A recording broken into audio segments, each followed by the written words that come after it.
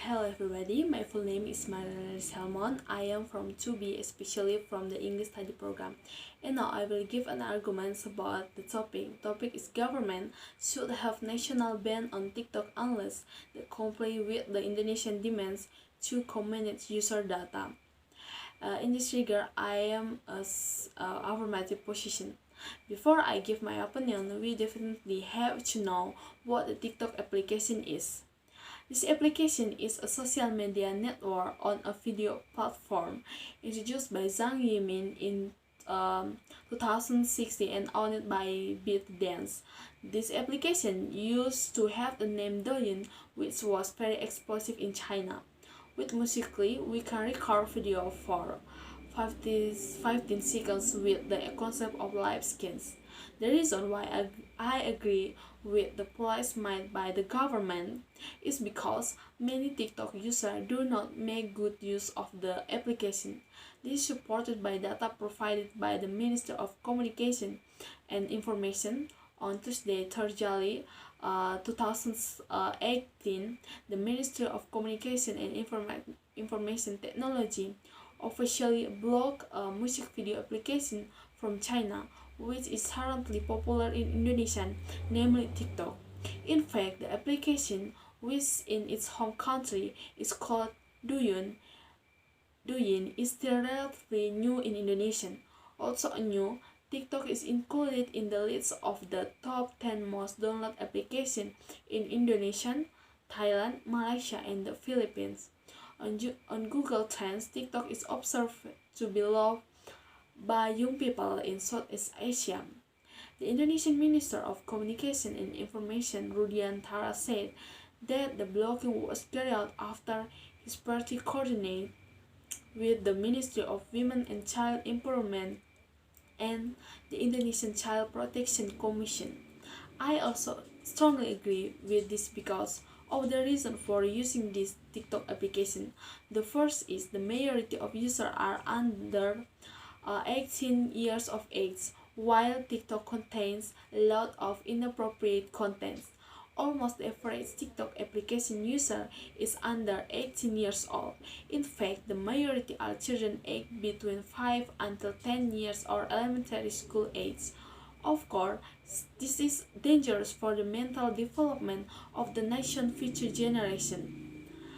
Their thoughts and views tend to be unstable. At first glance, there is indeed a lot of content on TikTok that is not stable for children, especially for children aged 5 until 10 years. Children of this age are very vulnerable to being contaminated with various negative influences, which of course can arise from their viewing and activities on the TikTok application. In addition, Kominfo found pornography content, which was certainly not only inappropriate but very dangerous for minors.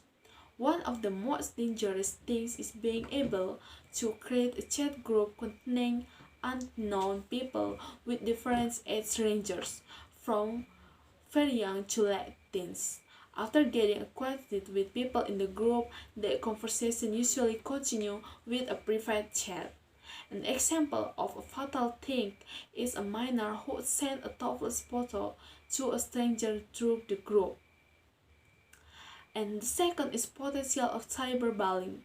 The TikTok application mostly serves short videos that are approximately 15 seconds long. Many children upload videos of themselves. Some are suddenly famous. However, this TikTok application can also be seen or watched by people of all ages and from various backgrounds. In fact, sometimes children have the character to act excessively. And the third is trigger excessive narcissism. To support narcissism, TikTok users are willing to do anything to catch up on the number of likes. Not only does they make TikTok users behave strangely, some of them deliberately made a TikTok video while imitating prior movement. In fact, there are also those who make TikTok in front of the body of his own brother. This is done solely to pursue the number of likes. Therefore, now there are lots of posts and memes on social media that mock this application and its user.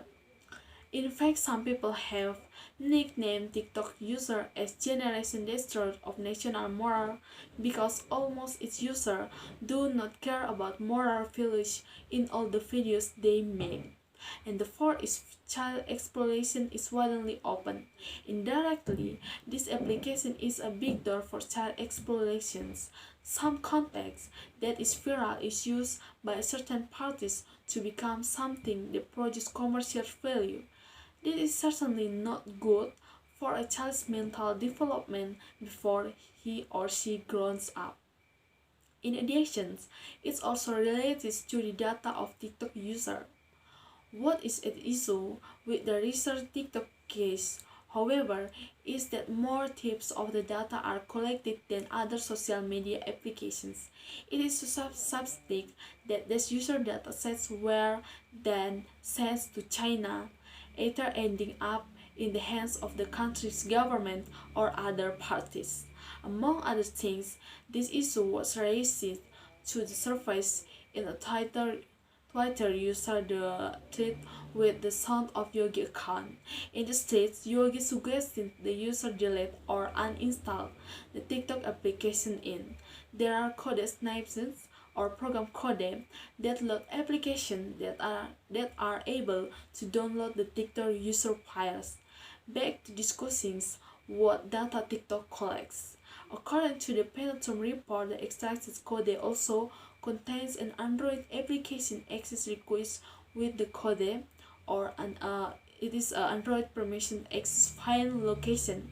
The code allows the API to find the precise location of several tools used, including GPS as well as Wi-Fi and cellular data. It seems TikTok is overdoing user checking. So, seeing how many problems above in using the TikTok application, Comintern proposed several conditions that must be met so that the music video application can be active again. Here are 9 conditions that have been met by TikTok. The first is TikTok will clean up the negative content on the platform. And the second is TikTok will improve product security and context filtering system using artificial intelligence and moderation. And the third is TikTok will create a special community guidelines for users in Indonesian. And the fourth is appoint a special content manager to maintain the quality of content in Indonesian. The fifth is TikTok currently has 20 content creators in Indonesian and will add up to 200 creators by the end of the year. And the sixth is TikTok has also increases the minimum age limit for users to 13 years at the request of the Ministry of PPI. And the seventh is opening opportunity for cooperation with NGOs and social and educational organizations in Indonesia. And the eighth is provide a special channel for the Indonesian government to report negative content.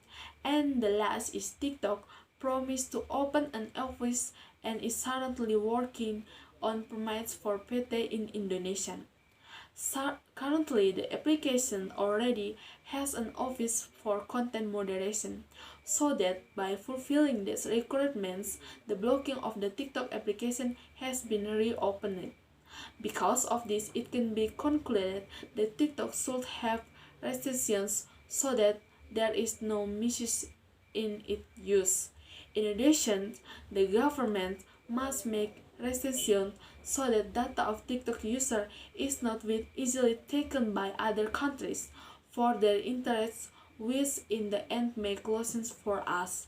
So, I strongly agree if the government member limits the use of the TikTok application and strongly agrees with the terms purpose for mutual security. And as our users, we should be able to control themselves and use TikTok properly. Okay, I think that's all about my argument and thanks for your attention.